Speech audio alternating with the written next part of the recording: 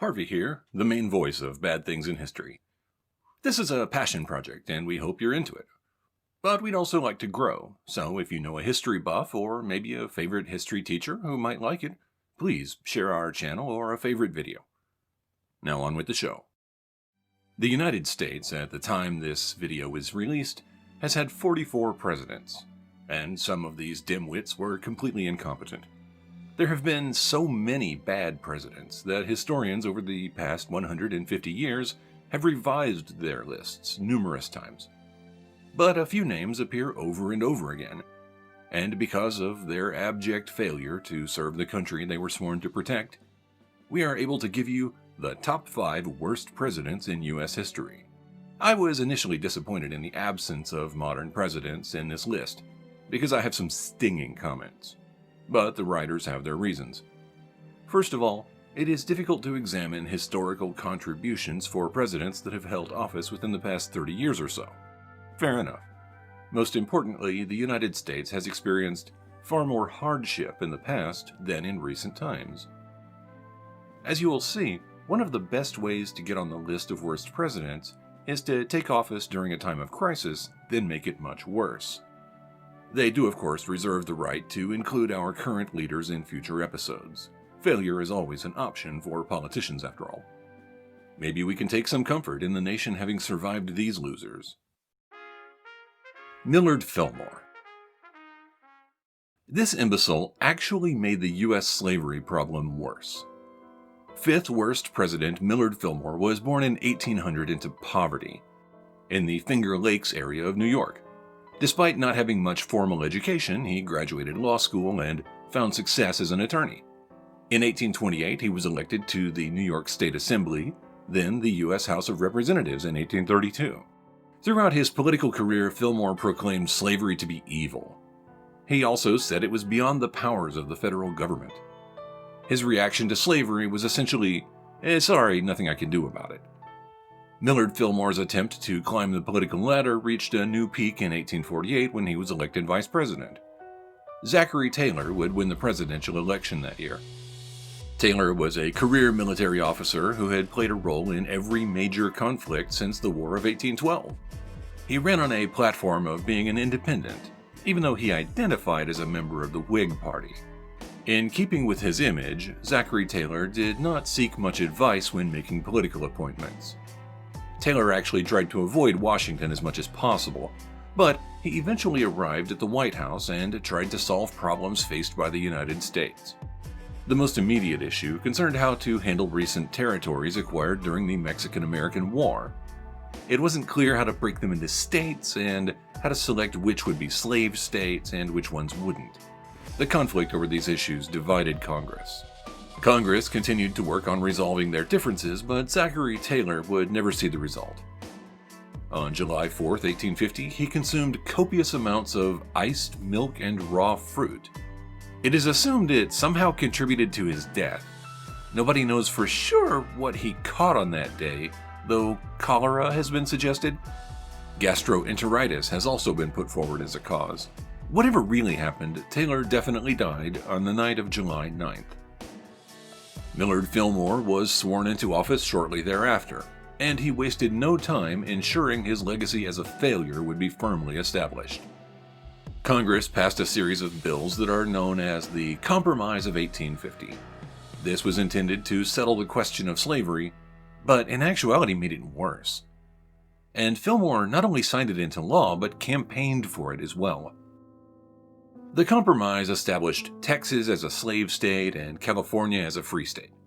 Remaining land previously held by Texas was split into other territories that could choose their own slave status in the future. These bills also included the Fugitive Slave Act. This act required that all states arrest and return escaped slaves, even the northern states that didn't support slavery. It also gave federal agents the power to pursue and capture these slaves anywhere in the country. This put northern states that were against slavery in the position of having to support the institution. At the time these bills were passed, it was cause for celebration. Many thought that the arguments over slavery were resolved and the Union was saved. But in truth, it only delayed conflict another decade. Fillmore left office in 1853. He ran again in 1856, but was defeated by Franklin Pierce, who also makes an appearance on our list. Millard Fillmore thought his career was over, but good fortune found him and he married a wealthy widow.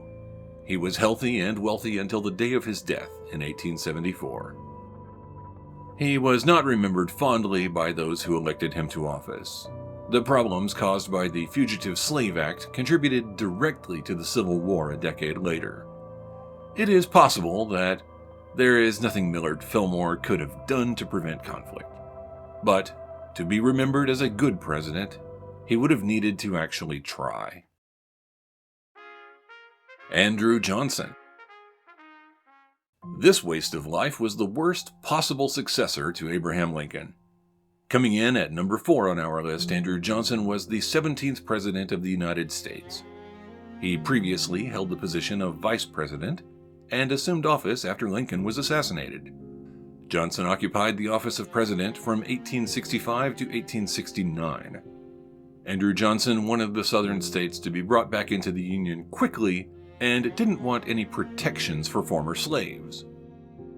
He implemented his own form of Reconstruction using a series of proclamations and orders. Johnson wanted the Southern states to form their own conventions and hold elections to reform their governments. Predictably, this meant the Southern states basically re-elected their former Confederate leaders. The Senate refused to seat some of the representatives that were elected in this manner. This put him into conflict with Congress, and he was impeached in 1868. Johnson was acquitted by only 1 vote. Johnson also opposed the 14th Amendment, mostly because it granted citizenship to former slaves. Andrew Johnson was such a problematic president that Congress actually passed laws restricting his ability to fire cabinet officials. Andrew Johnson left office after 1 term, but was elected to the Senate in 1875. He is the only president to ever serve in the Senate after leaving office. He died 5 months into his Senate term. Many at the time did not consider it a great loss. Franklin Pierce. An aggressively pro-slavery piece of filth. This next one is at least indirectly responsible for Americans killing each other on a massive scale. Franklin Pierce makes our list as the 3rd worst president. He has appeared in several episodes on our channel as well, which helps demonstrate that he wasn't exactly an effective leader. Pierce was in office from 1853 to 1857. He was born in New Hampshire and served as a brigadier general in the Mexican-American War. Pierce ran as a Democrat, and they hoped he might help unite the country and overcome the North-South divide. It should have been obvious that wouldn't happen when Franklin Pierce stated that the abolitionist movement was a threat to the United States. But that was just the beginning. He made sure to fully enforce the Fugitive Slave Act, which definitely didn't make friends among his northern supporters. He supported the Kansas-Nebraska Act, which actually nullified the previous Missouri Compromise. This act basically allowed the new territories of Kansas and Nebraska to decide for themselves if they would be free or slave states. And people wanting to sway the vote flooded into Kansas, which in turn resulted in numerous armed conflicts. These went on for years and were collectively known as Bleeding Kansas. Pierce also vetoed legislation intended to provide health care for the insane, most of whom were veterans. And he didn't stop making things worse once his term ended. During the Civil War, Franklin Pierce also spoke out against Lincoln on numerous occasions. And when Jefferson Davis, the former president of the Confederacy, was captured, it was discovered that he and Pierce were great friends. It seems that the North and the South were not so different after all, at least where a lot of their leaders were concerned. Warren Harding.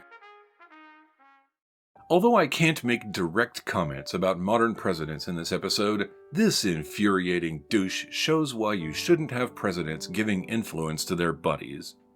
Coming in at number 2 on our list is the 29th President of the United States. He served from 1921 until his death in 1923, not even finishing a full term. So making it this high on the list of worst presidents is a notable achievement. More so when you consider that it didn't end in a war that ripped the country apart. One of the main reasons Harding isn't remembered fondly is because he had a habit of appointing incompetent friends to important positions. These were collectively known as the Ohio Gang, since most of them followed Harding from his home state. For instance, Charles R. Forbes was a deserter from the U.S. Army. He was caught in 1900, returned to the Army, then went on to serve in World War I. He was given an appointment as the head of the Veterans Bureau, then proceeded to spend money like there was no tomorrow. When he was inevitably caught stealing taxpayer dollars, Harding allowed him to flee to Europe, though Forbes did eventually return and serve a prison sentence. And this is just one of many similar stories. The Teapot Dome scandal was perhaps the worst to come out of the Harding administration. There was an oil reserve in Wyoming which was one of 3 set aside for the Navy to use during national emergencies. To greatly simplify what happened, the required bidding process was not followed and some very lucky businessmen in Wyoming began making a lot of money from exclusive access to these reserves. None of it was legal, and it enriched several businessmen at significant expense to taxpayers. He was mourned as a great man when he died. But once people realized just how much corruption Warren Harding brought into the government, he quickly moved up the list of bad presidents. It's worth note that Harding also had a couple of extramarital affairs. Modern historians don't hold this against him, but in the 1920s it was considered a serious character flaw. James Buchanan. This heavy-handed dickbag arguably provoked the Civil War. The number 1 worst president on our list is someone who isn't well known today.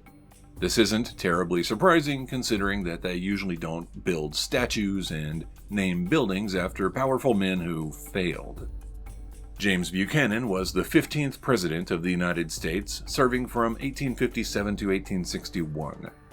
He was the last president to serve a full term prior to the Civil War.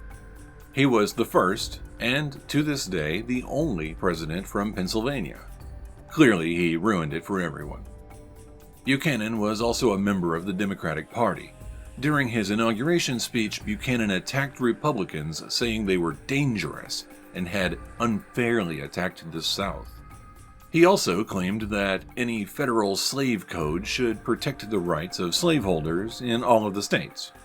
2 days after James Buchanan took office, the Supreme Court issued what is known today as the Dred Scott decision.